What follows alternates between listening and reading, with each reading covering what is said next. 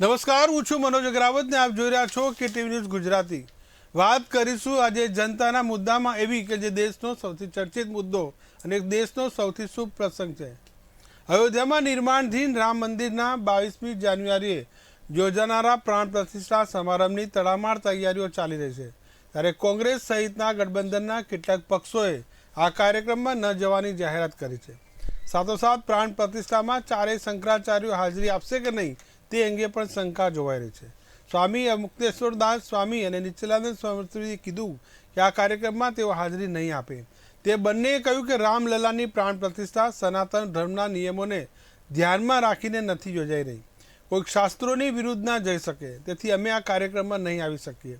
તો હવે એ જાણવું મહત્વનું છે કે એવા કયા નિયમો છે કે જેના ઉલ્લંઘનની શંકરાચાર્યો વાત કરી રહ્યા છે। ઉત્તરાખંડ જ્યોતિષપીઠના શંકરાચાર્ય સ્વામી અવિમુક્તેશ્વરાનંદ સરસ્વતીએ જણાવ્યું કે 22મી જાન્યુઆરી અયોધ્યામાં જે રામલલાનો પ્રાણ પ્રતિષ્ઠા કાર્યક્રમ શાસ્ત્રો અને નિયમો વિરુદ્ધ છે। રામ મંદિરનું નિર્માણ કાર્ય સંપૂર્ણ પૂરું કર્યા વિના રામલલાની પ્રાણ પ્રતિષ્ઠા કરવી એ સનાતન ધર્મના નિયમોનું ઉલ્લંઘન છે। ઓડિશા જગન્નાથપુરીની ગોવર્ધન પીઠના શંકરાચાર્ય સ્વામી નિત્યાનંદ સરસ્વતીનું કહેવું છે કે એવું નથી કે હું ગુસ્સે છું અથવા તો મારી પાસે કોઈ સલાહ નથી લેવાઈ, બધું સ્કંદ પુરાણ અનુસાર જો નિયમો અને પરંપરાનું યોગ્ય રીતે પાલન ન કરાય તો મૂર્તિમાં ખરાબ બાબતો પ્રવેશે છે અને જે તે વિસ્તારને નષ્ટ કરી નાખે છે। રામલલાની પ્રાણ પ્રતિષ્ઠાની વાત કરતા શૃંગેરી મઠના શંકરાચાર્ય જગતગુરુ સ્વામી ભારતી કૃષ્ણ તીર્થનો વિડીયો પણ એક મીડિયામાં વાયરલ થયો છે। તેમાં એવો દાવો કરાયો છે કે શૃંગેરી મઠના શંકરાચાર્ય જગતગુરુ સ્વામી ભારતી કૃષ્ણ તીર્થ પ્રાણ પ્રતિષ્ઠા કાર્યક્રમમાં હાજરી નહીં આપે। આ દરમિયાન શૃંગેરી મઠે સ્પષ્ટતા કરતાં કહ્યું છે કે આપણા ધર્મનો વિરોધ કરનાર દ્વારા કરાયેલો કુપ્રચાર છે। રામલલાનો પ્રાણ પ્રતિષ્ઠા કાર્યક્રમ 22મી જાન્યુઆરીએ પોષ શુક્લ દ્વાદશીના રોજ યોજાશે, જે આનંદની વાત છે, પરંતુ ધર્મદેશીઓ સોશિયલ મીડિયામાં પ્રચાર કરે છે કે જાણે શૃંગેરી શંકરાચાર્ય આ સમારંભની વિરુદ્ધ હોય। જોકે આ કાર્યક્રમમાં હાજર રહેવા અંગે શૃંગેરી મઠ દ્વારા પણ કોઈ હજુ સુધી સત્તાવાર નિવેદન નથી કરાયું। આવો જાણીએ આજે શક્તિસિંહ ગોહિલ અને મલ્લિકાર્જુન ખડગેએ શું કહ્યું।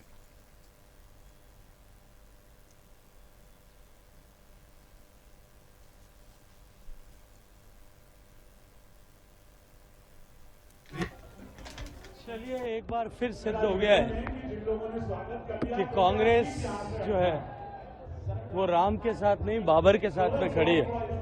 उन्होंने अपनी मानसिकता को, जो मानसिकता केवल तुष्टिकरण की राजनीति के चलते हुए उन्होंने मजबूरीवश अपनाई हुई है, उस मानसिकता का एक बार फिर से परिचय। इसके बारे में मैंने आपको कहा था हमारे लोग प्रेस कॉन्फ्रेंस करके आपको डिटेल देंगे, तो आज उन्होंने सारी चीजें कही है और हमारा जो कहना है या इससे पहले अगर आप पेपर निकाल के देखेंगे तो मैं ये 6 तारीख को स्टेटमेंट दिया प्रेस कॉन्फ्रेंस में, आपको कहा, और वो 7 तारीख आपने प्रिंट किया, उसमें स्पष्ट है मेरा जो पर्सनल है या मुझे जो आया है उसके बारे में मैं बाद में कहूंगा। और जहां तक सवाल है, जो आस्था रखने वाले लोग हैं वो आज भी जा सकते हैं, कल भी जा सकते हैं, परसों भी जा सकते हैं।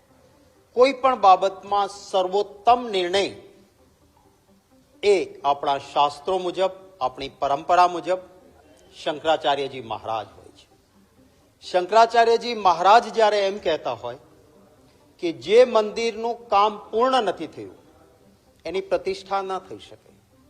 हूँ पोते एक हिंदू छूं, मारा माटे सर्वोत्तम शब्द ए शंकराचार्यजी महाराजना होय अने ज्यारे शंकराचार्यजी महाराज ज्यारे आवो आदेश करता होय त्यारे भारतीय जनता पार्टी चूंटणी आवे छे, नहींतर तो रामनवमी थी वधारे राम माटेनो महत्वनो दिवस क्यो होय। रामनवमीना दिवसे आ प्रतिष्ठा महोत्सव थई शके, परंतु ना, कामना नामे मत मळे एम नथी तो रामने वटाવો।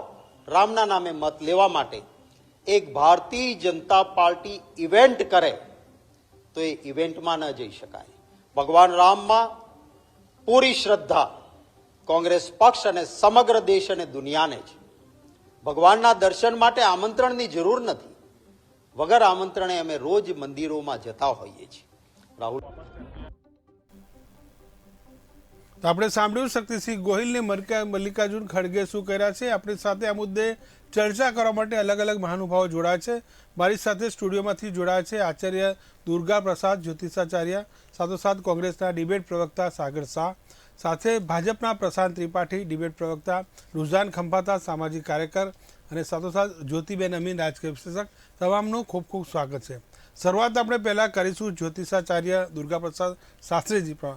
જ્યારે કોઈ પણ આપણે પ્રાણ પ્રતિષ્ઠા કોઈ પણ ધાર્મિક સ્થળની કરતા હોય અથવા તો ઘરની કોઈ પણ શુભ મુહૂર્તમાં કરતા હોય તો અધૂરું કાર્યમાં આ પ્રકારનું ન થઈ શકે એવું શંકરાચાર્યનું કહેવું છે. શું કહેશો? બહુ સારું છે. ભગવાન રામની પ્રતિષ્ઠા થઈ રહી છે, આનંદનો વિષય છે. અને એમના માટે જ નહીં પણ સનાતન ધર્મી ભગવાન રામ એ સનાતન ધર્મી છે. અને સનાતન ધર્મની પ્રતિષ્ઠા વિશ્વની અંદર ઇતિહાસની જ્યારે વાત થાય તો ભગવાન શ્રી રામે રાક્ષસ વંશનો નાશ કરી આર્ય વંશની સ્થાપના પણ કરી હતી. અને જગતની અંદર એક આર્ય સમાજ જે આપણો અત્યારે આપણે સનાતન ધર્મી છીએ એની પ્રતિષ્ઠા કરવાનો શ્રેય જે છે ભગવાન શ્રી રામને છે. રામ રામેતિ રામેતિ રમે રામે મનોરમે સહસ્ત્રનામ તત્તુલ્યમ શ્રી રામ રામ ભ્રાનને. રામ શબ્દનો અર્થ જ એટલો મહાન છે. એવું કહેવાય છે કે 14 બ્રહ્માંડની જે શક્તિઓ છે એ માત્ર 2 શબ્દોની અંદર રામની અંદર રહેલી છે. આ જે રામનો શબ્દ છે જે વાલ્મીકીજીએ જ્યારે લૂંટ કરવાનું કામ કરતા નારદજી એને ઊંધો શબ્દ કીધો, મરા કહેવાનું. 2 શબ્દને જ્યારે ઊંધો વારંવાર બોલાય એ સીધો થઈ જાય ત્રીજી વાર. એટલે રામ રામ શબ્દથી એમણે વાલ્મીકી રામાયણની રચના ભગવાન રામના પ્રાદુર્ભાવ પહેલાં કરી. ભગવાન રામ એ વિષ્ણુ અવતાર છે એટલે વૈષ્ણવી પરંપરા પ્રમાણે એની પ્રતિષ્ઠા થવી એ તો બધા વિદ્વાનો છે એટલે કરવાના જ છે. અહીંયા એ સવાલ તમે જે કર્યો એના માટે આપણે વાત કરી શકીએ કે સર્વે રમંતે રામ રામો હમ દશરથ તનયા વ્યાકુલમ. સર્વે રમંતુ રામ. રામ જે છે સર્વ જગ્યાએ વ્યાપ્ત છે, સર્વ વ્યાપક રામ કહેવાય છે. એવું થતું નથી કે ભાઈ રામ મંદિર અયોધ્યામાં થાય કે અમદાવાદમાં થાય. જ્યાં પણ મંદિર છે, જ્યાં પણ ભગવાન છે, સર્વ વ્યાપક ભગવાનની જે કલ્પના અમારા શાસ્ત્રમાં છે એ પરફેક્ટ છે. બીજી એક બાબત આપને કહેવું કે બિંદુ તત્વ જે છે, રામ જે છે એક બિંદુ તત્વ છે. તત્વનો અર્થ થાય છે કે જગતની અંદર જ્યારે કોઈ પણ વસ્તુ હોય, અણુમાં ભગવાન રામ વસેલા જ છે. એટલે કે જન જન મેં, ખંભ ખંભ મેં, ખડગ ખડગ મેં વસતે हैं ભગવાન. એટલા માટે એ ભગવાન ગમે ત્યાં પ્રાદુર્ભાવ થઈ શકે છે અને પ્રાદુર્ભાવ થાય છે. જી, ફરી આપણી પાસે વધુ માહિતી લઈશ. આપણી સાથે ભાજપના પ્રવક્તા જોડાયા છે પ્રશાંત ત્રિપાઠી. પ્રશાંતભાઈ, વાત એ છે કે શુભ ઘડી આખરે 550 વર્ષનો જે આપણે સંઘર્ષ કહીએ, રાહ જોઈએ, ઇંતજાર કહીએ, તે હવે પૂરો થવાના આરે છે ને સમગ્ર દેશભરમાં કોઈ ભાગ્યે જ ઘર એવું બાકી હશે કે જે રામલલ્લાના દર્શન કરવા તલપાપડ ના હોય.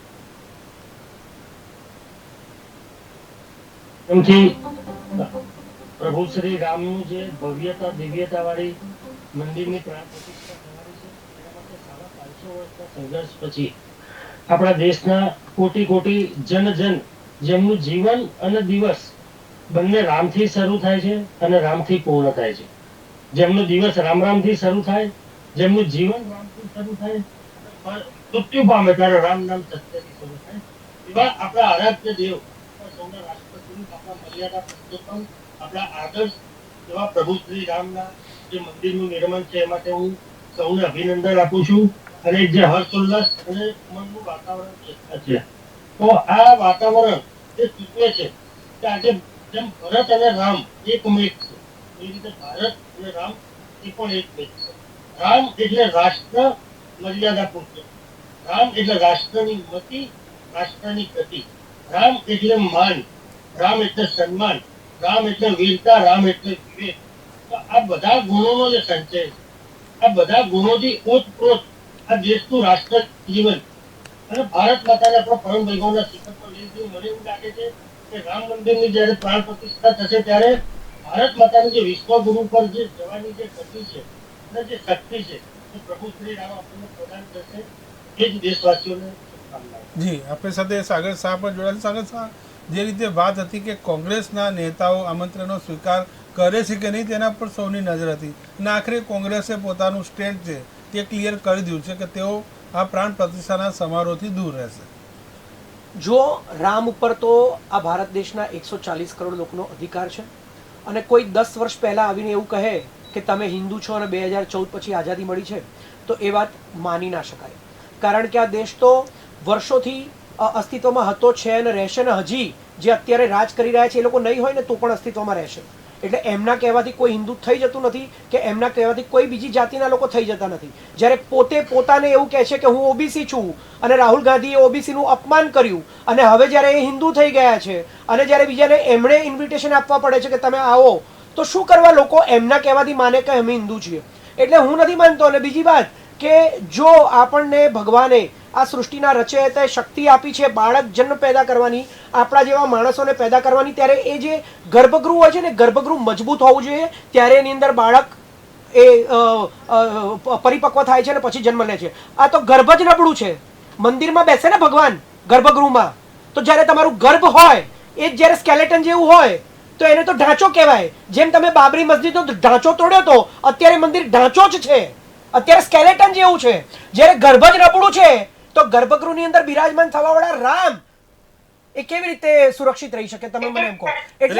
એટલે આ છે ને, આ એક ઇવેન્ટ થઈ રહી છે વોટ્સ લેવા માટે. 10 વર્ષ રાજ કર્યા પછી બી કામના નામે વોટ નથી મળી રહ્યા, એટલા માટે માત્ર ને માત્ર રામ ભગવાનના નામે વોટ્સ લેવા માટે અધૂરા મંદિરે જ્યારે તમે પ્રતિષ્ઠા કરવા જઈ રહ્યા છો, પ્રાણ પ્રતિષ્ઠા, પણ જ્યારે ગર્ભ જ નબળું છે, ગર્ભમાં જ પ્રાણ નથી, તો તમે મૂર્તિની અંદર પ્રાણ પ્રતિષ્ઠા કયા બેઝ ઉપર કરવાના છો? મને તો એ જ સમજણ નથી પડી રહી. અને ભારતીય સંસ્કૃતિ પ્રમાણે જ્યારે મંદિર અધૂરું હોય તો એની અંદર ભગવાન કેવી રીતે બેસી શકે, કેવી રીતે સુરક્ષિત રહી શકે? મને તો એ જ ખબર નથી પડતી. એટલે આ એક રામ મંદિરની અંદર પ્રાણ પ્રતિષ્ઠા નથી થઈ રહી કારણ કે ગર્ભ જ નબળું છે, સ્કેલેટન છે, તો એની અંદર ભગવાન રામની અંદર પ્રાણ પ્રતિષ્ઠા કેવી રીતે થાય? એટલે આ માત્ર ને માત્ર ભારતીય જનતા પાર્ટીની વોટ લેવા માટેની 10 વર્ષ પછી કોઈ પણ કામ કરી ન હોવા માટે એક ઇવેન્ટ થઈ રહી છે. એટલે અમે લોકો એવું માનીએ છીએ કે રામ તો એમના કહેવાથી નથી. એટલે અમે અમારી રીતે અમારા ટાઈમે રામ મંદિરમાં ગમે ત્યારે જઈ શકું છું જ્યારે સંપૂર્ણ બની જશે. અને રામનવમી આવી રહી છે તો રામનવમીને ભૂલીને તમે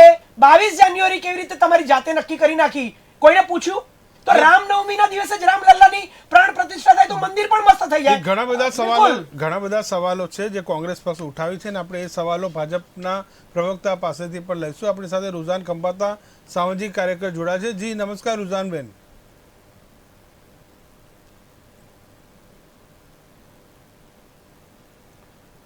જી અવાજ આવે છે મારો રૂઝાનબેન?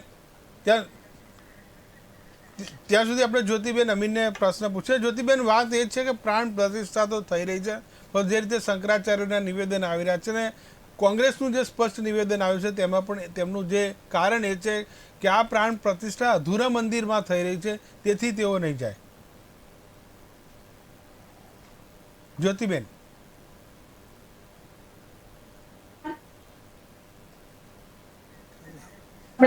જી જી જી જ્યોતિબેન. કનેક્શન ઓછું લાગે છે. જી ત્યાંથી ફરી આપણે શાસ્ત્રીજી પાસે જઈએ. શાસ્ત્રીજી જી ફરી આપની પાસે આવીશ. ઓડિયો પ્રોબ્લેમ થોડો આવી રહ્યો છે આપણે ત્યાંથી. પ્રતિષ્ઠા છે, પ્રાણ પ્રતિષ્ઠા યોગ્ય કહેવાય કે અયોગ્ય કહેવાય તેના પર આપણી જે ચર્ચા છે આપણે ચાલે છે. શાસ્ત્રીજી, જો પ્રાણ પ્રતિષ્ઠા શા માટે કરવી જોઈએ, પહેલો એક પ્રશ્ન છે કે પ્રાણા યસ્ય પ્રાણાહ, જ્યાં સુધી પ્રાણ ન હોય ત્યાં સુધી એ મૂર્તિ એ માત્ર પથ્થર હોય છે. એ સોનાની મૂર્તિ હોય તો પણ એ માત્ર સોનાનો ગચ્ચો હોય છે. જ્યાં સુધી એ પિત્તળની મૂર્તિ હોય તો પણ એ નકામી છે. માત્ર સોપારીની અંદર પણ પ્રાણ પ્રતિષ્ઠા કરીને દેવતાનું સ્થાપિત્ય કરવામાં આવે છે, એવું શાસ્ત્રમાં લખ્યું છે.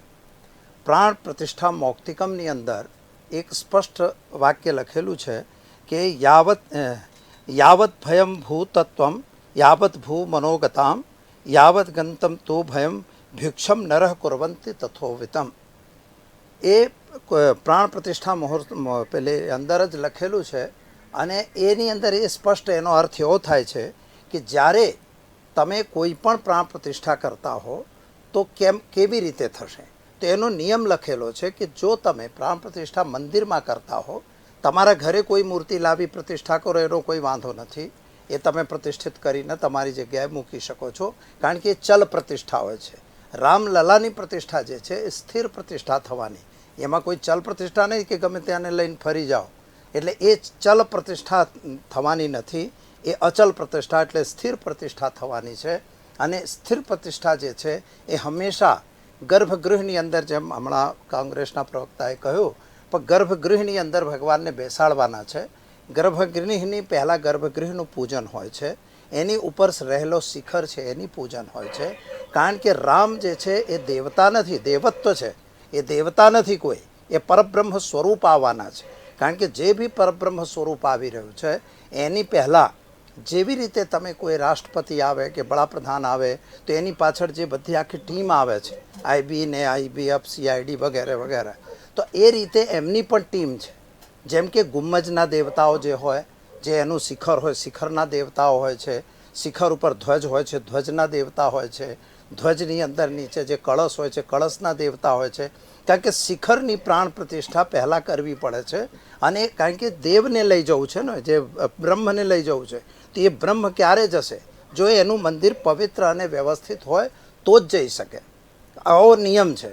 છતાંય આ લોકોએ જે કર્યું છે, કદાચ એમાં કોઈ બીજો મત બી હોઈ શકે. હું માનું છું કે મારો જ મત સાચો છે એવું નથી, કેટલાક ભિન્ન ભિન્ન મતવાળા હોઈ શકે છે. પરંતુ મેન વસ્તુ શું છે કે એ અધૂરું મંદિર જે શંકરાચાર્ય ભગવાને કહ્યું, તો શંકરાચાર્ય મહારાજે જે રીતે કહ્યું છે તો ખોટું નથી કહ્યું. એમણે જે કહ્યું છે શાસ્ત્રોક્ત વાતો કરી છે, અને શાસ્ત્રોક્ત પ્રતિષ્ઠા થવી જ જોઈએ. કારણ કે ભગવાન જે છે રામ એ તમારા એકલાના નથી, એ વાત બી સાચી છે. કારણ કે એ તો સર્વ 140 કરોડ નહીં, બલકી હું તો એમ કહીશ કે આખા વિશ્વના છે. વિશ્વના દેવતા જેટલા દેશો છે બધા રામને માને છે, અને દરેક જગ્યાએ રામના મંદિરો છે. જી, ફરી આપણી સાથે રૂઝાન ખંભાતા જોડાયા છે. નમસ્કાર રૂઝાનબેન. નમસ્તે સર. જી, આપણે જે વાત ચાલી રહી છે કે આમંત્રણનો જે કોંગ્રેસે આદરપૂર્વક અસ્વીકાર કર્યો છે, જે પ્રેસ નોટ તેમણે આપી છે તેમાં એ પણ તેમણે લખ્યું છે કે જ્યાં સુધી આ પ્રાણ પ્રતિષ્ઠા અધૂરા મંદિરમાં થઈ રહી છે તેથી તેઓ જતા નથી. પોઈન્ટ અત્યારે એ છે કે પ્રાણ પ્રતિષ્ઠા જે અધૂરા મંદિરમાં થઈ રહી છે, આ 4 શંકરાચાર્યો બી કહી રહ્યા છે. હવે મને તો સાહેબ એટલું બધું જ્ઞાન નથી, ઓબ્વિયસલી આઈ થિંક અહીંયા બધાને બી એ લોકો શંકરાચાર્ય કે 2500 વર્ષથી આ બધી એ લોકોની પીઠ છે ને એ લોકો હેન્ડલ કરે છે, એટલે એ લોકો પાસે જે સ્ક્રિપ્ચર્સ એના જ્ઞાન હશે તો આઈ એમ શ્યોર આપણી કોઈની પાસે બી નહીં હોય. એટલે આપણે એ લોકો જે કહે એ માનવાનું જ છે. અને એ વાત બી સાચી છે કે ઘણી વાર આપણે પોતાના બી ઘરમાં આપણે જયારે એન્ટ્રી કરીએ છીએ તો ત્યારે આખું જયારે ઘર બની જાય છે ત્યારે અમે જસન કરીએ. અમારે એને જસન કહેવાય. જેમ તમે પ્રાંત મંદિરમાં પ્રાંત પ્રતિષ્ઠા કે અમે જસન કહીએ, તો એવું અમારે જસન થાય. આવે જયારે અમારું પોતાનું બી મંદિર આખું બધું થાય, કન્સ્ટ્રક્ટ થાય, તો અમે એક સામતું એક ફૂલ બની જાય પછી જ એનું શું કહેવાય કોન્સિક્રેશન જેમ એને ઇંગ્લિશમાં કહે છે કરીએ.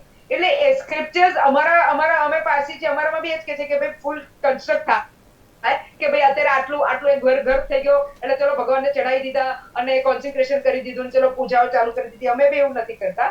એટલે મે બી બધા ધર્મમાં એવું જ હશે, કારણ કે મેં જોયું છે બધા ધર્મ પ્રેક્ટિકલી એક જ છે. ભલે હિન્દુ, મુસ્લિમ, શીખ, ઈસાઈ અલગ અલગ નામ છે, પણ બધા ભગવાન કે ફાયર કે જે બધા પ્રે કરે છે પ્રેક્ટિકલી, એટલે બધા ગુડ થોટ્સ, ગુડ વર્ડ ને ગુડ ડીડ જ શીખવાડે છે. અલ્ટિમેટલી બધું the destination is the same. હવે પોઈન્ટ ત્યારે થઈ રહ્યો છે કે લડત ક્યાંની છે? લડત એની છે કે કારણ કે ઘણા શંકરાચાર્યોને એ બી વાંધો આવ્યો કે ભાઈ અમને કોઈ એક જણ આવજો જોડે, યા કોઈકને કહ્યું કે ભાઈ તમે શું કહેવાય પછી પેલા જે અહીંયા રામાયણ પીઠના જે રામ મંદિરના કંઈક રામાયણ પીઠના લોકો છે તે કહે છે કે અમે આ લોકો આવે કે ના આવે કોઈ ફરક નથી પડતો કારણ કે આ તો અમારું મંદિર છે. નો there is lot of complication going on. એક સરસ ચીજ આ બધા શંકરાચાર્ય કહ્યું કે ભાઈ અમે મોદી સાહેબની અગેન્સ્ટ નથી, પણ અમે એવું બી નથી કે અમે અમારા ધર્મની અગેન્સ્ટ બી નથી. એટલે અમારું ધર્મની અગેન્સ્ટ થઈ રહ્યું છે ને એટલે અમે એને ના પાડી રહ્યા છે. સો વી એપ્રિશિએટ ધેટ ફેક્ટ કે they have taken a stand because they know the responsibility. હવે આજની તારીખમાં લેટ અસ ઓલસો આપણે તમે એટલે thanks to media, thanks to the શું કહેવાય રૂલિંગ પાર્ટી કે લોકો આને એકદમ પોલિટિકલ બનાવી દીધું છે. એકચ્યુઅલી આને પોલિટિકલ બનાવવાની જરૂરત જ નથી. યા આઈ અન્ડરસ્ટેન્ડ કે ઇમોશન્સ છે, બધાની ઇમોશન્સ છે, અને ભાઈ કે ભાઈ આટલા વર્ષોથી આપણે વર્ષોથી લડત લડી અને થેન્ક્સ ટુ કોર્ટ કે ફાઇનલી કોર્ટે જજમેન્ટ આપ્યું કે ના ભાઈ અહીંયા રામ મંદિર બનવું જોઈએ, એટલે આપણે થેન્ક્સ કોર્ટને કેવું જોઈએ. પણ એની જોડે એનો મતલબ એવું નથી કે it is the victory of a single party. It is the victory of India. It is the victory of the people of India કે જેના આપણે જે હિન્દુસ્તાન કહીએ છીએ, આપણે જે આપણે ધર્મનું આપણે બધાનો પોતપોતાનો ધર્મ અને as we are into Hindustan, આપણે આપણા હિન્દુ લોકો વધારે છે, 80% હિન્દુ લોકો છે, એટલે એ લોકોના they revere that. હવે ફાઇનલ પોઈન્ટ અત્યારે છે કે જે કોંગ્રેસે ના પાડી, કારણ કે એને કહ્યું કે ભાઈ અમે નથી આવતા કારણ કે વી ફીલ કે આમાં અધર દેન પેલું પ્રાણ પ્રતિષ્ઠા ઇનકમ્પ્લીટ મંદિર, ધીસ ઇઝ બીકમિંગ પોલિટિકલ, એટલે પોલિટિકલ પાર્ટીએ ના પાડી. ગુરુઓ એટલે શંકરાચાર્ય એટલે ના પાડી કારણ કે એ લોકોનું સનાતન ધર્મનો ભંગ થઈ રહ્યો છે ફ્રોમ ધ સ્ક્રિપ્ચર. એટલે let us appreciate that fact and we should, એટલે એના મતલબ એવું નથી કે એ લોકો ખરાબ છે, એ લોકો અધર્મ છે. જ્યારે પણ ધર્મ ધુરંધરોની જ્યારે સલાહમાં તેમની લેવાતી હોય ત્યારે પોતે જે સાચું ખોટું શું છે તે કહેવાના છે. પછી એન્ટી મોદી હોય કે પ્રો મોદી હોય એ બંને અર્થ નીકળવાના છે. આપણે જ્યોતિ અમીન પાસે જઈશું. જ્યોતિબેન, વાત એ છે કે આટલી મોટી ભવ્ય પ્રતિષ્ઠા અને વિશ્વની સમગ્ર નજર છે, વિશ્વમાંથી પણ કેટલાક આ લોકો મંદિરમાં આવવાના છે. પહેલી વાત એ છે કે કોંગ્રેસ જો આ પ્રાણ પ્રતિષ્ઠામાં હાજરી આપે તો તેમનો યશ છે તે ભાજપ લઈ જાય, કોંગ્રેસ જાય તો તેની વોટ બેંક ગુમાવવાનો ભય. આવા ઘણા બધા રાજકીય જે વિશ્લેષકો કહી રહ્યા છે કે આમાં કોંગ્રેસને નુકસાન છે, તેને કારણે તેઓ નથી જતા. જ્યોતિબેન,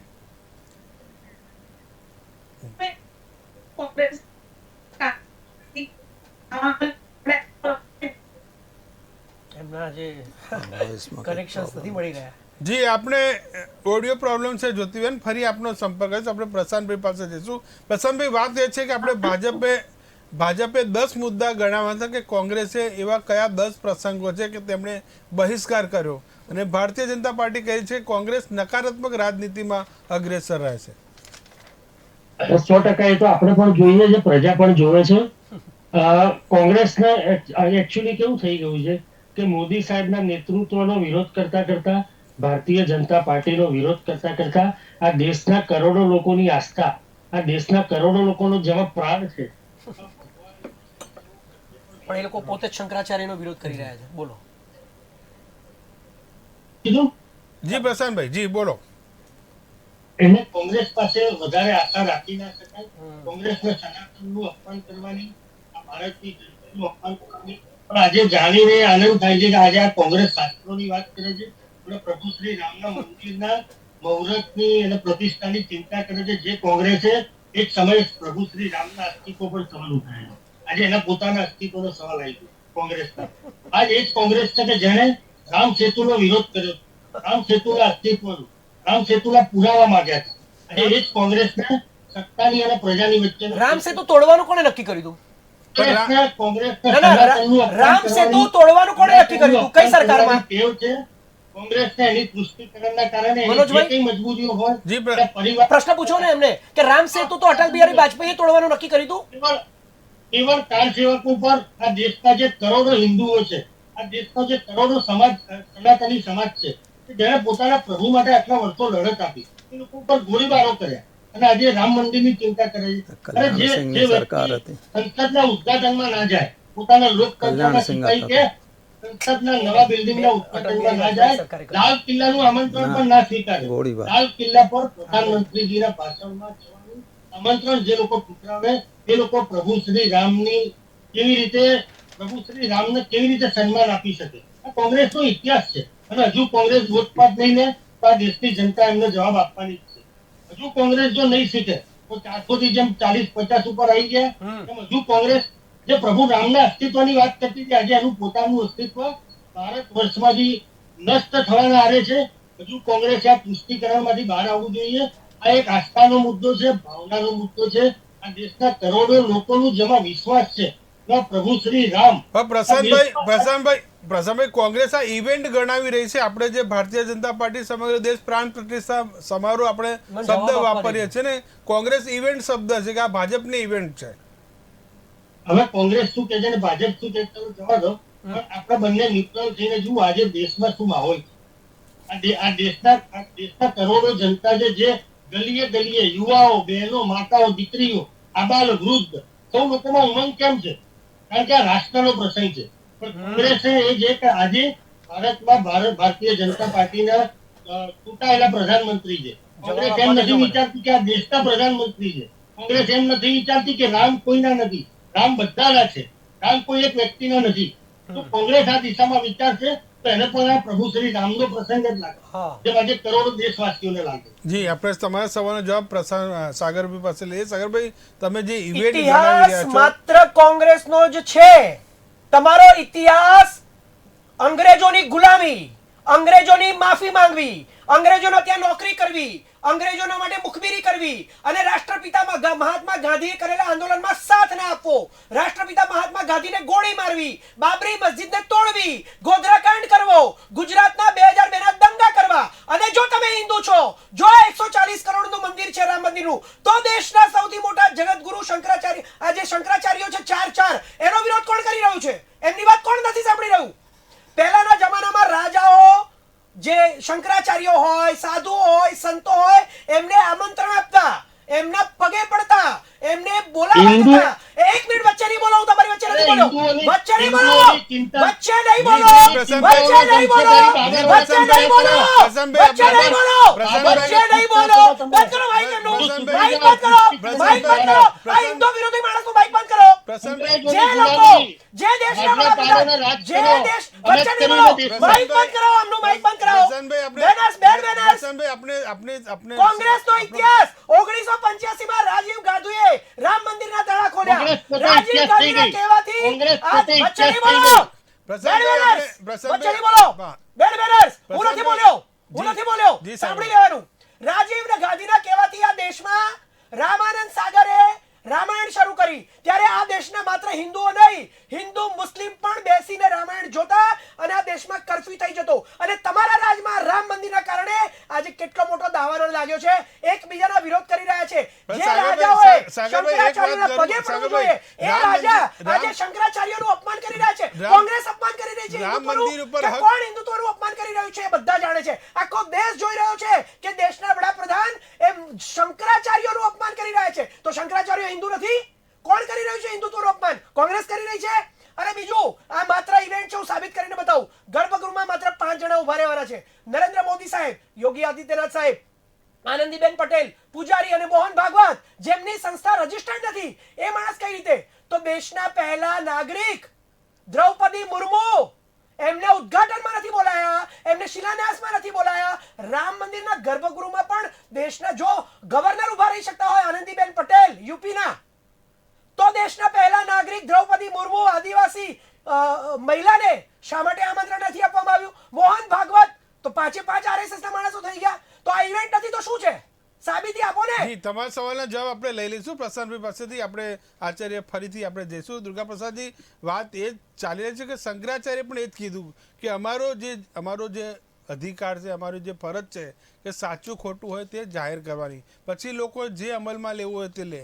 અમને જ્યારે પૂછ્યું છે કે આ પ્રાણ પ્રતિષ્ઠા યોગ્ય કહેવાય કે ન કહેવાય, તો શંકરાચાર્ય પોતાનો મત આપ્યો છે. શંકરાચાર્ય ખુદ કહી રહ્યા છે કે જ્યારે અમે આ પ્રકારનું નિવેદન આપી રહ્યા છે ત્યારે લોકો અમને એન્ટી મોદી કહે છે. એમને ચિંતા નથી, પણ અમને અમારા ધર્મની રક્ષાની ચિંતા છે. હવે આની અંદર જે શંકરાચાર્ય મહારાજે કહ્યું છે એમાં ખોટું છે જ નહીં. કારણ કે મેં તમને હમણાં જ બતાવી દીધું કે જે પ્રતિષ્ઠા મોક્તિકમની અંદર આ શબ્દ પણ લખેલો જ છે કે આવત જાવત જો પ્રતિષ્ઠા વ્યવસ્થિત રીતે કરવી હોય તો સૌ પ્રથમ ગર્ભગૃહની પ્રતિષ્ઠા થાય. ગર્ભગૃહની ઉપર જે શિખર છે એની પ્રતિષ્ઠા થશે, એના ઉપર કલશ સ્થાપિત થાય, કલશની પ્રતિષ્ઠા થાય, ત્યારબાદ એની ઉપર જે છે ધ્વજ લાગે છે, ધ્વજની પ્રતિષ્ઠા થાય છે, અને એનું બધે જે જલથી એને પ્રક્ષેપણ કરવામાં આવે છે આખા મંદિરને. ત્યારબાદ ભગવાનને અંદર પ્રતિષ્ઠામાં લઈ જવાય છે. ત્યારે ભગવાનના અંદર જે એક વાત હું તમને વધારાની કહીશ, પરંતુ જે મંદિર હોય, ભગવાનની મૂર્તિ હોય, તો શ્રી મૂર્તિની નીચે એમાં સોનું છે, ચાંદી છે, ઝવેરાત છે, બધું ભરવામાં આવે છે. એક પ્રશ્નમાં જવાબ આપું, મુસલમાનો જે મંદિરો તોડતા હતા ને, તે એ અંદર જે ઝવેરાતો મૂકવામાં આવે છે એ લોકોને ખબર હતી, માટે એ લોકો આ મંદિરો તોડી નાખતા હતા અને મૂર્તિની નીચેથી એ ઝવેરાતોની લૂંટ કરતા હતા. આ હકીકત છે. એટલે એ જે ઝવેરાતો ભરવામાં આવે, કારણ કે મૂર્તિને મૂર્તિ નથી કહેવાતી, એ શ્રી મૂર્તિ બોલાય છે. શ્રી મૂર્તિની અંદર એ પ્રતિષ્ઠા થાય એટલે એનો પાવર જે છે, તેજ જે છે એ તેજ વિકસિત થાય. ત્યારબાદ એની અંદર મનોજ્યોતિર્યુક્તામ માધ્યમ બૃહસ્પતિ દધાતુ, એ રીતે એની પ્રતિષ્ઠા કરવામાં આવે છે. અને એની અંદર તમામ અંગે અંગ એના રોમની પણ પ્રતિષ્ઠા છે મિત્રો. એની અંદર જ્યારે પ્રતિષ્ઠા કરાય છે તો એના એક રોમની પ્રતિષ્ઠા છે, એના તમામ અંગોની પ્રતિષ્ઠા છે, એમના વાળની પ્રતિષ્ઠા છે. એટલે એક વસ્તુની પ્રતિષ્ઠા થતી નથી, પણ જે બધા એના જે દેવો દૂતો છે, કારણ કે ભગવાનની મૂર્તિની વચ્ચે જ્યારે ભગવાનની પ્રતિષ્ઠા થતી હોય તો ચારે બાજુ એના જે દૂતો હોય, એના જે આયુધો હોય, જેમ કે શંખ છે, ગદા છે, પદ્મ છે, એમના જેટલા આયુધ હોય છે એ તમામ આયુધોની, એમના જે રક્ષકો હોય તમામ રક્ષકોને તમામને તૈનાત કર્યા પછી ભગવાનને અંદર મૂકવામાં આવે છે કે જેથી કરીને કોઈ પણ પ્રકારના અનિષ્ટો અંદર આવી શકે નહીં. એટલે ભગવાન શંકરાચાર્યએ જે કહ્યું છે કે ઉપર જે શિખર નથી બન્યું માટે પ્રત્યે, જો કે શિખર મને એવું લાગતું નથી કે ન બને, ત્યાં સુધીમાં તો બની શકે છે, કારણ કે હજી 22 તારીખ છે, ત્યાં સુધીમાં મંદિરનું કદાચ શિખર બની જશે, હું માની રહ્યો છું. અને શિખર બની જાય તો શિખરની પ્રતિષ્ઠા પછી જો કળશ સ્થાપનને થાય પછી તમારું આ બધું બરાબર છે. ગામમાં કળશ યાત્રા થઈ રહી છે, એ તો પ્રચાર છે તો ઠીક છે, પણ કળશ યાત્રામાં જે ભાગ લઈ રહ્યા છે યજમાનો, એ યજમાનોનું મેન મહત્વ હોય છે. અને એ યજમાનોને આજથી જે 16મી તારીખથી કંઈક એમની પૂજા બધું થશે, એમના માટે પેલું શું કહેવાય પ્રાયશ્ચિત હોમ વગેરે થાય, કુટીર હોમ થાય, એ બધી એ પ્રક્રિયાઓ તો બધા વિદ્વાનો કરવાના જ છે. પરંતુ મેન વસ્તુ છે જ્યાં સુધી શિખર પ્રતિષ્ઠિત નથી તો તે મંદિરને, કારણ કે એવું કહેવાય છે શિખર શા માટે જરૂરી છે. શિખર એટલા માટે આપણે જતા હોઈએ અને કદાચ દ્વારકાધીશના દર્શન થયા, આપણે દર્શન કરવા ન જઈ શક્યા, તેમના શિખર અને ધ્વજના દર્શન જો થઈ ગયા તો એ દેવના દર્શન બરાબર ગણાય છે. એટલા માટે શિખર આપણે જ્યારે વારંવાર મંદિરનો ઉલ્લેખ કરતા શિખરબદ્ધ મંદિરો એટલા માટે શિખર બનાવવાની જરૂર શું? શિખર સાદા સીધા રૂમમાં એમને મૂકી શકાય. ફરી જ્યોતિબેન પાસે જઈશું. જ્યોતિબેન, અવાજ આવે છે મારો આપને? જી જ્યોતિબેન, અવાજ આવે છે મારો? ફરી રૂઝાન ખંભાતા પાસે જઈશું. રૂઝાન ખંભાતા, વાત એ છે કે જે કોંગ્રેસને આ ઇવેન્ટ ગણાવી રહી છે ને, મૂળ મુદ્દો એ છે કે 2024ની ચૂંટણી પણ નજીક છે. શક્તિસિંહ ગોહિલે એ જ કીધું કે રામનવમી એટલે રામનો જન્મ થયો, એ દિવસ કેમ નક્કી ન કર્યો ને 22 જાન્યુઆરીની તારીખ કેમ નક્કી કરી, તેના પર પણ સવાલ છે. આપણે જ્યારથી ચુકાદો આવ્યો અને જ્યારે આપણે ડિક્લેર કર્યું કે ભાઈ હવે રામ મંદિરની સ્થાપના છે ને આપણે જલ્દી બનાવશું અને આ તારીખે કરશું, કારણ કે એ વખત બધાને ખબર છે કે 2024માં આપણે ઇલેક્શન્સ છે. હવે પોઈન્ટ અત્યારે છે કે એ શું કામ એવું કરે છે? કારણ કે આપણા લોકો જે તમારા બધા આપણા રાષ્ટ્રના જે લોકો છે એ લોકોની શ્રદ્ધા, વી આર ઓલ હિન્દુઝ, એટલે એ લોકોની શ્રદ્ધા છે કે ભાઈ પકડીને ચાલીએ છે, બાકી કોઈ મતલબ નહીં. હેલો, જી હા, એટલે એ બધાને એ શ્રદ્ધા છે. હવે અનફોર્ચ્યુનેટલી ફોર્ચ્યુનેટલી એવું થયું છે કે 2014થી કે આપણે જે બે આપણી મેઇન પોલિટિકલ પાર્ટી છે, કોંગ્રેસ જે સેક્યુલર છે અને ભાજપ જે કહે છે કે ના અમે હિન્દુઇઝમમાં માનીએ છીએ, અને એ લોકોનું જે from their point of view એ લોકો જે સનાતન ધર્મને જે લોકોનો પ્રચાર પ્રસાર કર્યો હતો અને એમાં એ લોકોને સક્સેસ મળ્યું અને એના લીધે સીટ્સ બી મળી, એટલે એ લોકો એની પર ફોકસ કરે છે. So let us accept that કે અનફોર્ચ્યુનેટ પણ સત્ય આજની તારીખમાં ઇન્ડિયાની પોલિટિક્સમાં એક બાજુ ધર્મની લડાઈ ચાલી રહી છે કે ભાઈ અમારા ભગવાન છે ને અમે ભગવાનના લીધે વોટ આપી રહ્યા છે, ને કોંગ્રેસ કહે છે કે ભાઈ અમે શું કહેવાય લોકોને જેને કે જોબની વાત કરે છે, જે આખું લિસ્ટ આવ્યું છે એ લોકોનું કે લોકોને ઘરના પ્રોબ્લેમ, જોબના પ્રોબ્લેમ, પછી શું કહેવાય ડેલી વેજીસના પ્રોબ્લેમ, જે હેલ્થના પ્રોબ્લેમ, જે બધા પ્રોબ્લેમ્સ કોંગ્રેસ ગણાવી રહી છે. અત્યારે પોઈન્ટ એ છે કે લોકો પણ તો બી આજના આપણા ઇન્ડિયાના ઘણા લોકોના માઇન્ડમાં એવું છે કે ભાઈ ના અમારે ભગવાન અમારા બચાવવા છે, અમારે ધર્મ બચાવવું છે, અને ભલે આ બધું તો અમે જોઈ લઈશું, it is okay, that's the way of life, કોઈ બી ગવર્મેન્ટ હશે, this is going to happen. એટલે આનો ફાયદો, એન્ડ ઇટ ઇઝ વેરી ફેર, કારણ કે political party, BJP political party એનો યુએસપી છે, એનો ફાયદો ઉઠાવી રહી છે, અને કોંગ્રેસ કહે છે કે ભાઈ આ ખોટું છે. એટલે હવે અલ્ટિમેટલી આજની તારીખમાં લોકોએ ડિસાઈડ કરવાનું છે. લોકોએ ડિસાઈડ કરી લીધું છે કે ભાઈ એ લોકોના ધર્મમાં એ લોકો દે વોન્ટ ધીસ ધર્મ ટુ બી સેવ્ડ. ધો દેર આર 80% હિન્દુસ છે ઇન્ડિયામાં, એટલે કઈ રીતે એ લોકોનો ધર્મ, કારણ કે હિન્દુસ ફીલ કે એ લોકોનો ધર્મ ખતરામાં છે, કઈ રીતે છે મને હજી ખબર નથી પડી, પણ છે, આપણે એવું લઈને ચાલીએ, અને એટલે એ લોકો પોતાના ધર્મને પ્રોટેક્ટ કરવા માંગે છે. અને એટલા માટે સાહેબ let us accept one thing કે ધીસ ઇઝ ઓબ્વિયસલી, અગર કોઈ લેમેન ની પૂછો, આ લોકો અગર આપણે પ્રશાંતભાઈ નો ઓફ કેમેરા બી અગર આપણે પૂછી લઈશું, તે બી આપણને ઓફ કેમેરા કહી દેશે કે ભાઈ આ અમારા પાર્ટીની આ વે ઓફ વર્કિંગ છે ને અમે બીકોઝ ઓફ 2024 ઇલેક્શન અમે લોકોના ઇમોશન સાથે we are building up on their emotion. પણ એ રામ એટલે સર મારું સિમ્પલ રામ કેવું છે કે હવે મંદિરનો શ્રેય ભારતીય જનતા પાર્ટી, વિશ્વ હિન્દુ પરિષદ, બજરંગ દળ તમામ લોકોની મહેનત છે ને એ શ્રેય તો લેવાના છે.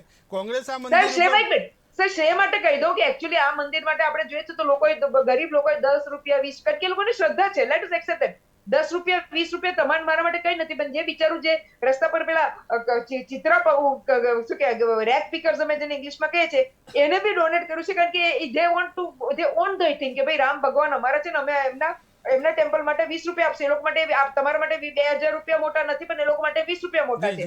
એટલે સર એ જ પોઈન્ટ અત્યારે થઈ રહી છે કે this is all politics happening. પણ આ તો સર એવી વાત છે કે જેને જે ગમે અને રાજાને ગમે એ રાની, એટલે લોકો એક્સેપ્ટ કરે છે. આગળ કામ થયું. જી ઘણા બધા પાસા છે રામ મંદિરના સંઘર્ષના અને રામ મંદિર બન્યા ત્યારના. કહેવાય છે કે જે અયોધ્યામાં જે રામઘાટ પાસે કાર્યશાળા હતી કે જ્યાં પથ્થરોને બનાવવાનું કામ હતું ત્યાં લોકો નીકળતા, તે પણ પગે લાગીને નીકળતા, કારણ કે એ પથ્થરમાં પણ આસ્થાથી કે જરૂરથી આ પથ્થર આગામી દિવસોમાં એક મંદિરમાં સ્થાન પામવાના છે. ફરી જ્યોતિબેન અમીન પાસે જઈશું. જ્યોતિબેન, વાત એ છે કે આ મંદિર માત્ર પથ્થર નથી પણ વર્ષો જૂની, એટલે 550 વર્ષ જૂનું તપ છે. હિન્દુ ધર્મનું કહીએ, આંદોલનકારીનું કહીએ કે દરેક જે હિન્દુ ભક્ત રામમાં વિશ્વાસ ધરાવે છે તેમનું. મનોજભાઈ, હવે અવાજ આવે છે મારો? જી ક્લિયર. હા, ઓકે. હવે જુઓ, એક વસ્તુ છે કે રામ મંદિરનો એજન્ડા હમણાંથી નહીં 33 વર્ષથી બીજેપીનો હતો અને લકીલી એમના જ શાસનકાળ દરમિયાન એનો નિવેડો આવ્યો છે ને આ મંદિર બન્યું છે. પહેલા તો એ હકીકત સ્વીકારવી પડે. પણ સાથે એ પણ છે કે રામ મંદિરનો મુદ્દો કદાચ બીજેપીનો હોય પણ રામ બધાના છે અને લોકોની આસ્થા આની સાથે જોડાયેલી છે. હવે જુઓ, ક્રેડિટ તો મળવાની જ હતી આમ પણ રામ મંદિર જ્યારે બન્યું, પણ મૂળ મુદ્દો એ છે કે હવે આ પ્રસંગ ધાર્મિક હતો તો એને ધાર્મિક રહેવા દેવો હતો, એને રાજનૈતિક સ્વરૂપ આપવાની જરૂર નહોતી. અને જગત ગુરુઓનો જે શંકરાચાર્યજીનો વિરોધ છે એ ત્યાં આગળ છે. મેં અમુક બધા ઇન્ટરવ્યુઝ જોયા એ લોકોના, અને હું જે તારણ ઉપર આવી છું, પહેલી વસ્તુ તો એ છે કે આપણી સંસ્કૃતિમાં ધર્મગુરુનું સ્થાન રાજા કરતા ઊંચું હોય છે.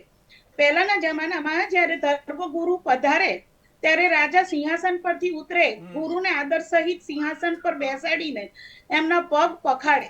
આ આપણી સંસ્કૃતિ હતી. જે સંસ્કૃતિના રખેવાળો ઝંડા લઈને નીકળ્યા છે તે શું આ સંસ્કૃતિને અપનાવશે? હવે બીજી વસ્તુ એ હતી કે એમનું સ્વમાન ગવાયું છે જગતગુરુનો, કારણ કે એમને આમંત્રણ ફક્ત એક વ્યક્તિ સાથે આપવામાં આવ્યું છે, જ્યારે ખરેખર તો એ લોકોનો પ્રસંગ હતો.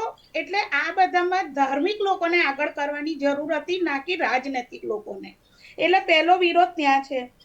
બીજું એવું છે કે જે મંદિરના કરતા ધરતા છે ચંપતરાય, એમણે એવું નિવેદન આપ્યું છે કે આ મંદિર છે એ રામાનંદી પંથનું સંપ્રદાયનું રહેશે.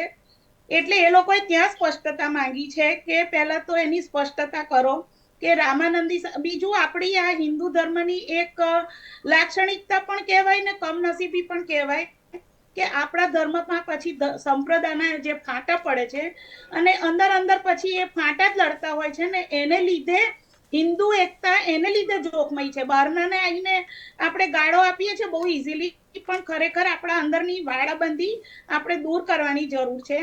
અને બીજું કારણ છે કે ચંપતરાય પોતે પણ રામાનંદી સંપ્રદાયને ફોલો કરે છે અને જે અત્યારે એમના ચેરમેન બનાયા છે ટ્રસ્ટીને, મહંત નૃત્ય ગોપાલદાસજી, એ પણ રામાનંદી સંપ્રદાયના હેડ છે.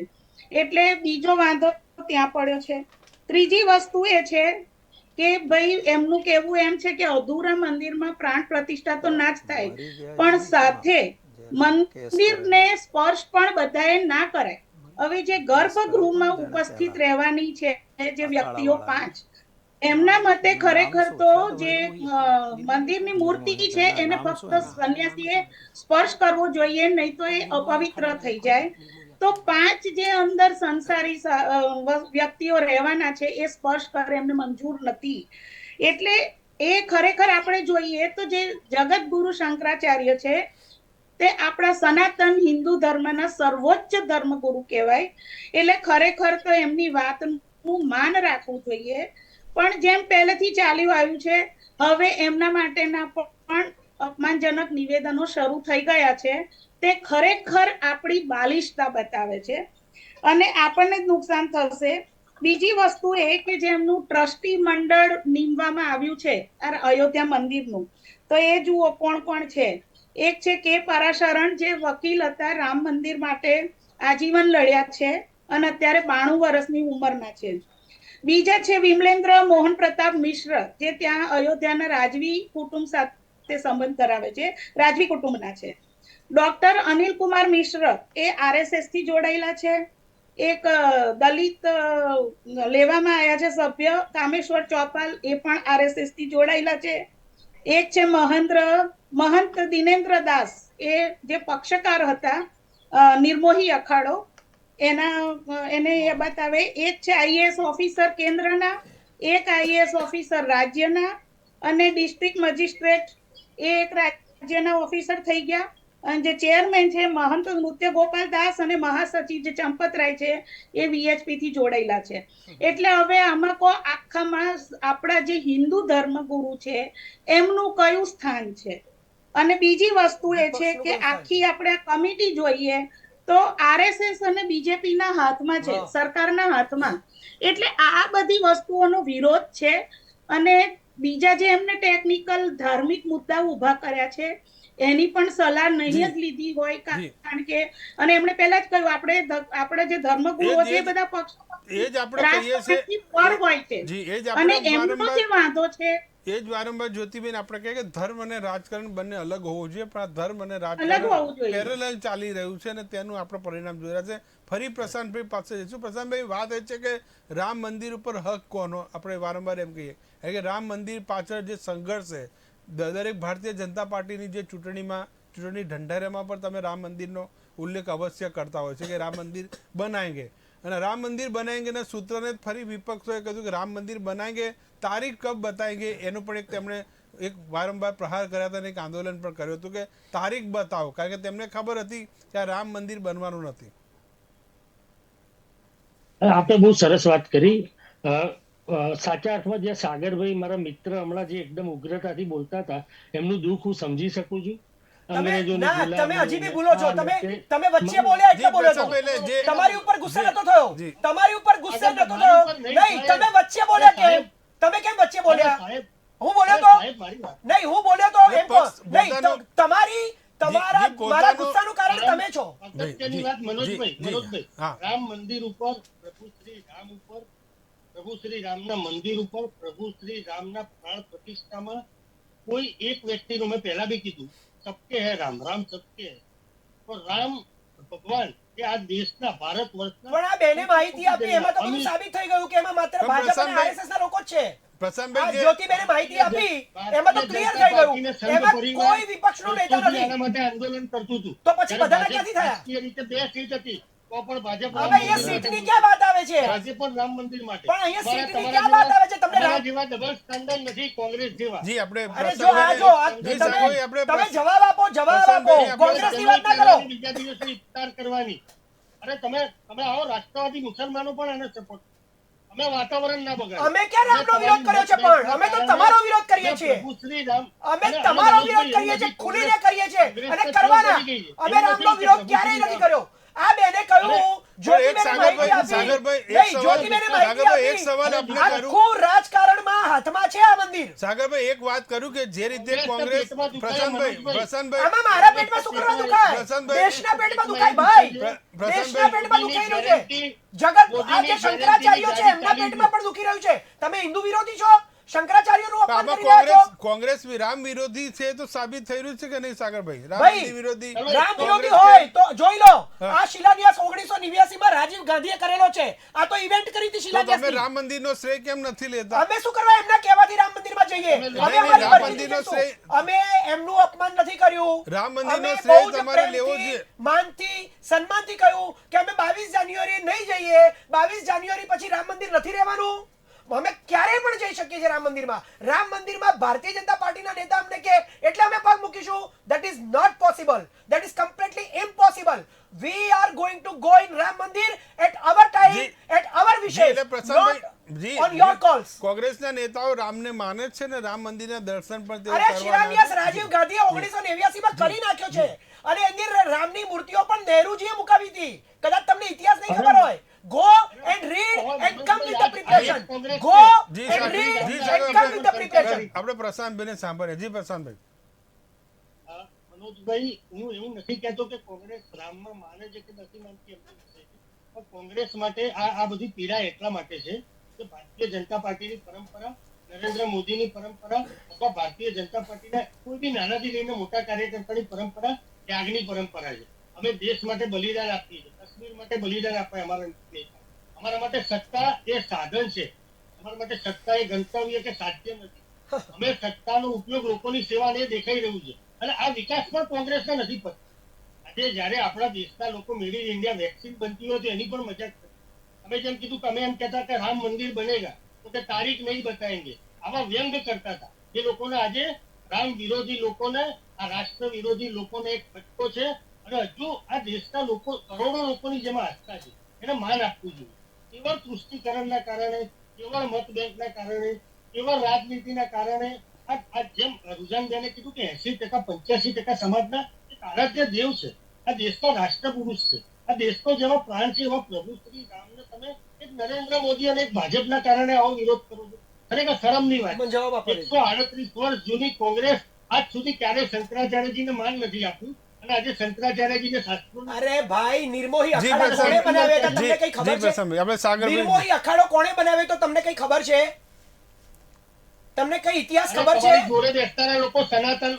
મારી નહીં, તમે મને જવાબ આપો. નિર્મોહી અખાડાની રચના કોણે કરી હતી? રામ સેતુ તોડવાની વાત કોણે કરી હતી? તમારા અટલ બિહારી વાજપેયીએ રામ સેતુ તોડવાની યોજના બનાવી હતી અને 2008 માં કોંગ્રેસના સમયમાં જ એનો ચુકાદો આવ્યો કે રામ સેતુ હવે નહીં તૂટે. તમે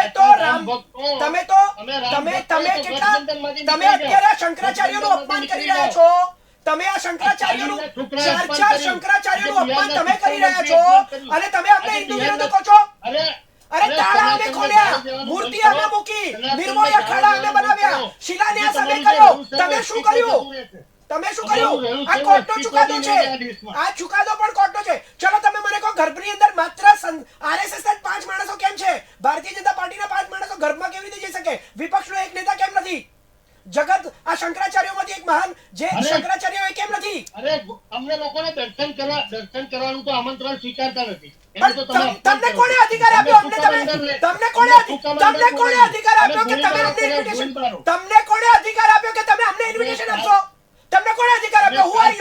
Who are you? 500 વર્ષ જે લોકો લડ્યા છે એમાંથી એક જ વ્યક્તિ નક્કી ના કરી શકે. 500 વર્ષ બધા લડ્યા છે. જી પ્રશાંતભાઈ, આપણે બીજા ગેસ્ટ સાગરભાઈ પ્રશાંતભાઈ, આપણા બીજા ગેસ્ટ પણ આપણી સાથે છે. આપણે ફરી શાસ્ત્રીજી પાસે. શાસ્ત્રીજી, વાત છે સંપ્રદાયની જે નીકળી છે કે સંપ્રદાય, તમામ ધર્મોના સંપ્રદાયને એક સાથે રાખીને ચાલવું જોઈએ, એ આપણી ધર્મનીતિ છે. ખરેખર તો જે આ પ્રતિષ્ઠાનું મહત્ત્વ બીજેપીવાળા કરી રહ્યા છે અને આપણા મોદી સાહેબ તો એમાં અગ્રગણ્ય છે, પોતે જ પ્રતિષ્ઠા પણ કરવાના છે, એટલે પ્રતિષ્ઠાનો યજમાન પણ ખરેખર મોદી સાહેબ છે. બહુ સારી વસ્તુ કહેવાય. પરંતુ મેઇન વસ્તુ છે કે જ્યારે ધર્મની વાત થતી હોય તો ધર્માચાર્યોને સાથે રાખવા જોઈએ. એમાં શંકરાચાર્ય 4 છે અમારા, રામાનુજ પીઠના જ રામાનુજાચાર્ય પણ 4 છે. એ રીતે જ રામાનંદાચાર્યના પણ 3 પીઠો છે અને ખાસ કરીને નિંબાકાચાર્ય પણ છે. અને નિર્મોહી અખાડા સંપ્રદાયનો અર્થ જ થાય છે રામાનંદી સંપ્રદાય, અને એમાં અખાડા 3-4 અખાડાઓ છે. એ બધા અખાડાઓમાંથી બધાને લાવવા જોઈએ, કારણ કે આખી લડત આપનાર, કોર્ટની અંદર લડનાર એ જે મહંત હતા હેમેન્દ્ર મહારાજજી, અને નિર્મોહી અખાડા મેન હતો એમાં. અત્યારે નૃત્ય ગોપાલદાસજી એમના છે.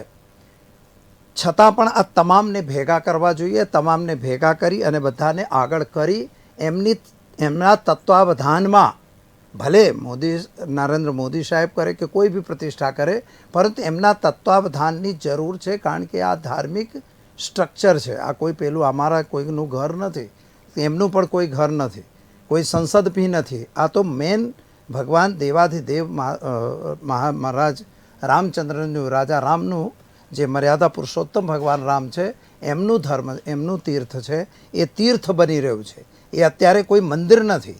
કોઈ એને એમ કહે કે આ મંદિર બની રહ્યું છે તો એ એની વાહિયાત અને બેવકૂફી કહેવાય. એ ખરેખર મંદિર નથી, એ એક તીર્થધામ છે. તીર્થધામનો મતલબ થાય છે કે જ્યાં મતલબ કમસે કમ તો 200 કે 250 253 શાલિગ્રામ અગર હોય તો એ જગ્યા તીર્થધામ બને છે. અને આ મંદિરની અંદર મેં સાંભળ્યું છે ત્યાં સુધી કંઈક 1100 કે એટલા કંઈક શાલિગ્રામ રહેવાના છે. એટલે એ તીર્થ કરતાંય મોટું તીર્થ છે, મહાતીર્થ કહેવાય. અને એ પતિત પાવન જગ્યા બને. પતિત પાવનનો અર્થ થાય છે ત્યાં ઊંચ નીચનો કોઈ ભેદભાવ ન હોય. રામચંદ્રજી જો આ મંદિર બની રહ્યું છે, કારણ કે એ શાલિગ્રામની સંખ્યા ઉપર જ નિર્ધારિત હોય છે કે જગ્યા પતિત પાવન રહેશે કે નહીં. જેમ જગન્નાથપુરીમાં 1 કરોડ શાલિગ્રામ ઉપર ભગવાન છે, એટલે ત્યાં કોઈ છૂઆછૂત છે જ નહીં. એમ અહીંયા પણ એવી જ જગ્યા બની જાય અને એવું બની રહ્યું છે.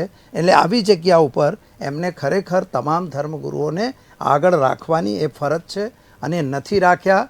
હવે એ તો એમનો પોતાનો વિષય છે, કારણ કે રાજા છે, રાજા બાજાની રાજાની કહેવત છે. એવી વાત પહેલા જે ટ્રસ્ટ બનાવ્યું હતું અને જે ટ્રસ્ટનો ઉલ્લેખ જ્યોતિબેને કર્યું કે આ ટ્રસ્ટ છે તે સમગ્ર કાર્યક્રમ સંચાલન કર્યું છે, નહીં કે સરકાર. જ્યોતિબેન, મેં પહેલા કહ્યું એવું કે આ પ્રસંગ જ્યારે ધાર્મિક હતો તો એને ધાર્મિક જ રહેવા દેવા જેવો હતો. એને રાજનૈતિક બનાવવાની જરૂર નથી, કારણ કે આની સાથે કોઈ પક્ષ કે નથી જોડેલો. શું થયું તે ઇતિહાસ બધાને ખબર છે કે કોણે લડત લીધી, કેવી રીતે લડાઈ થઈ, કેમનું જીત્યા, કેટલા વર્ષો પછી જીત્યા, એ સર્વવિદિત છે. એટલે કઈ પ્રાણ પ્રતિષ્ઠા કરશો તો જ તમને ક્રેડિટ મળશે એવું નથી. અમુક વખત અમુક વસ્તુ જતી પણ કરવી પડે. એમાં પણ જો તમે રાજા જેવા ઉચ્ચ કક્ષાએ બેઠા હોય તો પછી જ્યારે ધાર્મિક પ્રસંગો હોય તો ધર્મગુરુઓને જ આગળ કરવા પડે. એ તો મારું સ્પષ્ટ માનવું છે. એમને નારાજ કરીને આમાં એમ કે ક્ષતિ રહી જાય, એક જાતની આ પ્રસંગમાં ક્ષતિ રહે, ઉણપ રહે. બીજી વસ્તુ એ છે કે આ એક બહુ સારો મોકો છે કે જ્યારે હિન્દુની એકતાની ભાવના ખરેખર ઉભરવી જોઈએ. એની જગ્યાએ અહીંયા પેલું શું કે દોષારોપણની એક ફરી પાછી એક પ્રક્રિયા શરૂ થઈ છે. એક હિન્દુ એકતા બનવી જોઈતી હતી, પક્ષાપક્ષીથી દૂર એક આસ્થાનું કેન્દ્ર બનવું હતું, પણ કમનસીબે રાજકીય અખાડો બની ગયો. હવે જોવા જેવી વસ્તુ એ છે કે સંસદ વખતે તો વિપક્ષોને નતા ગણકાર્યા સરકારે, પણ આ તો એક ધાર્મિક પ્રસંગ છે. અને જેમ મહારાજે કહ્યું એમ કે તીર્થ ક્ષેત્રનું નિર્માણ થઈ રહ્યું છે, તો આમાં પણ ના ગણકારનારી સરકાર જગત ગુરુને તો ગણકારશે કે નહીં ગણકારશે? ચાલી રહ્યો છે તો એ સનાતન ધર્મના જે 4 પાયા છે, 4 જગત ગુરુઓ, તો એમને તો આપણે પહેલા સંભાળવા પડે.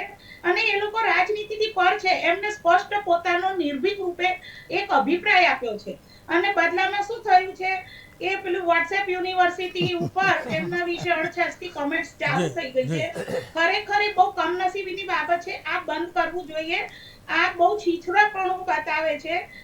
અને મોહ આ રીતના ના હોય. જ્યારે પોસ્ટપોન કરવામાં પણ ક્યાં વાંધો છે કે લગ્ન જેવા લગ્ન છેલ્લી ઘડીએ પોસ્ટપોન થતા હોય છે, તો પછી લોક લાગણીને માન આપીને કે જગત ગુરુઓની લાગણીને માન આપીને તમે વિપક્ષોને ના ગણકારો પણ ધર્મ ગુરુઓને તો ગણકારો. કેમ કે આ તો લોકોની આસ્થા છે. લડાઈ તમે જીત્યા પણ મંદિર તમારા એકલાનું નથી, એ કરોડોનું. જી આપણે જોતા રૂઝાનબેન પાસેથી નાનકડો સમય લઈશું. જે રૂઝાનબેન વાત એ છે કે મંદિર તમામ ધર્મોનું છે, તમામ લોકોનું છે, તમામ લોકોનો હક છે મંદિર ઉપર.